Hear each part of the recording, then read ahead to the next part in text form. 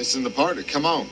Greetings, tribe, and welcome to Snackin with Ortega. I'm your host, Ortega Latrobe. Tonight, we take on an old school classic with Salisbury Steak.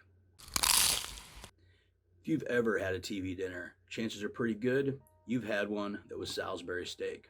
But the Salisbury Steak hasn't always been just a TV dinner staple. It actually came about 1897, and Salisbury steak was a term referring to any beef patty served as an entree, generally coming with a brown sauce or gravy, and it gets its name from Dr. James Salisbury.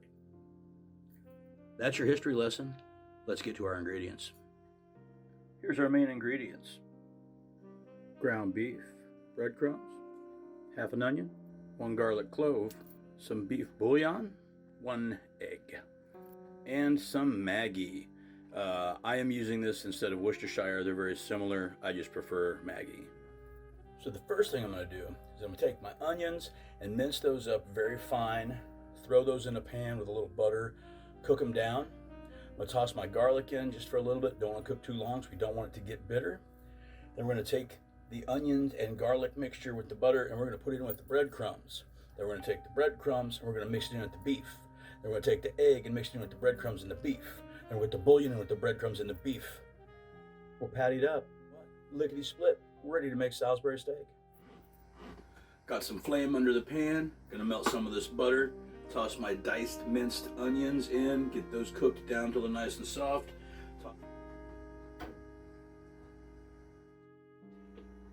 Finely minced onion. Kind of like that shit you get on a McDonald's burger.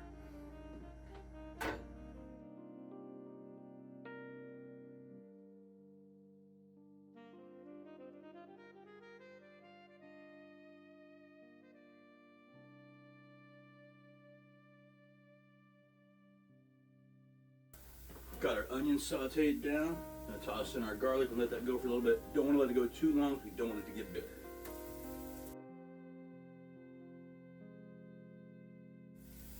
I'm gonna take half a cup of breadcrumbs, sprinkle it with my onion and garlic. That way the breadcrumbs can absorb some of the oniony butter flavoring.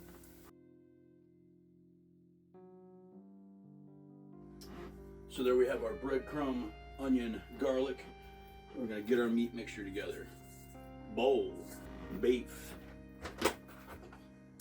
our breadcrumbs and veggies. Now you may need to add a little more breadcrumb depending on how thick and dense you like your meatloaf. Feel it, you can tell by the density when it's ready to actually be made into the patties. 1 egg, half tablespoon of beef bouillon. Again, do this to taste. It's your mouth, it's your food. Do it how you want to. And a few splashes of the Maggi. You can also use Worcestershire if that's what you have. As I said before, I just prefer this. And we're just gonna take our little handsies and mix this up. We're gonna mix this till everything's incorporated. You don't want to overwork it. That still feels a little loose to me, so I'm gonna add a little bit more breadcrumb. Probably not quite another 1/4 cup. Kind of want this to have like a meatloaf or a meatball consistency. Obviously, you want a little more dense than like a hamburger patty, even though it's kind of like a hamburger patty. I'm gonna hit it with a little adobo, some black pepper, a little white pepper, and just a hint of oregano. Glove back up so I can get that stuff worked in.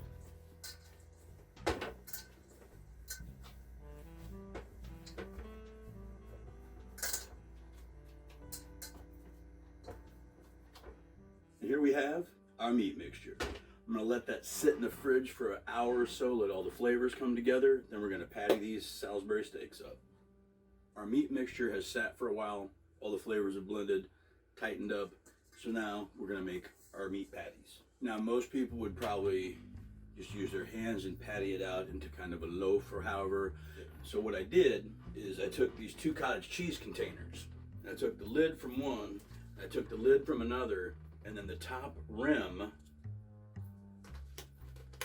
the cottage cheese container, this, and this, and I homemade Salisbury Steak patty press. That's fucking innovation.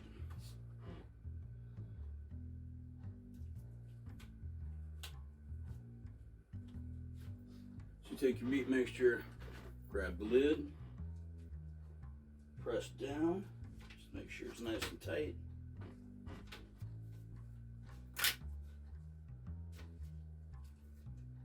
Take that lid off. Slowly press it out of the mold. And there you have your first Salisbury steak patty. I'm gonna patty up the rest of these. We're gonna put them in the skillet. Meat's pattied up. I got 3 patties out of a pound of burger.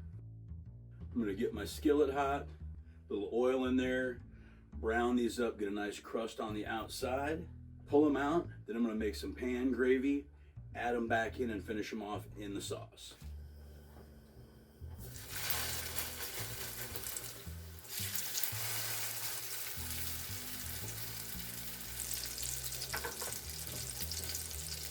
Time to flip our steaks.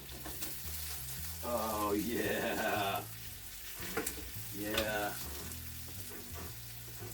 Come here, come here. Look at that wonderful crust I got on those steaks. Yeah. We're gonna let that other side crisp up a little bit, pull those out, and build our pan sauce. Got my steaks nice and crusted up. Gonna set these over here to rest for a moment. Take a couple spoons of cornstarch, drop into that oil, stir that in, make a roux. Got our roux mixed in, gonna add in some beef stock.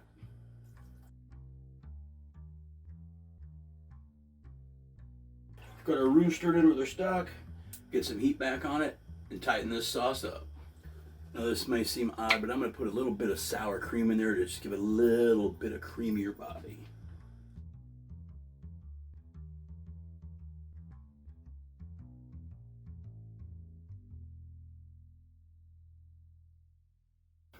And there we have our pan gravy. I'm going to toss those steaks back in, let them finish off in that sauce. That looks absolutely fucking delicious.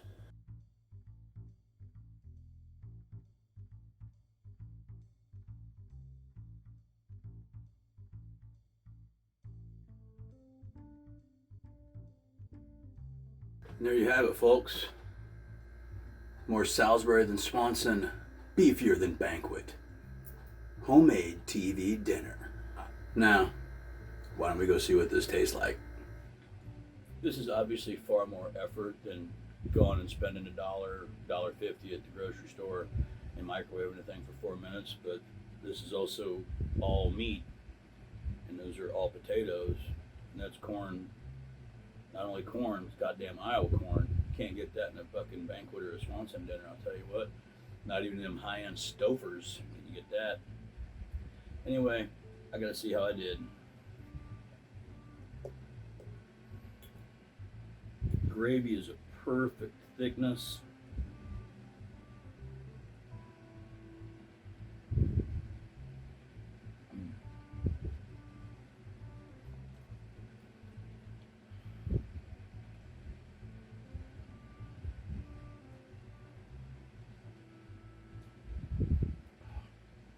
Yeah, fucking A. The crust on the outside gives it just enough of that, that just, it's not burnt, but a crispy beef thing, man. Like on a smash burger, you just got a little crust, man. It's the crust. A crispy crust is a must. This is a recipe I think you should try at home. It's really easy. If you can make meatloaf, you can make a Salisbury steak. You can make Salisbury steak, you can make a meatloaf or a meatball. But you still kind of want the same density and texture to your patty when you get done, or your ball or your patty. I don't know. Thanks for stopping by the Hacienda today. Remember to like, share, subscribe, help us grow our channel. I've been Ortega Latrobe. You've been snacking with Ortega. I love Ortega's sauce. It makes my taco pop. This is unreal, completely unreal.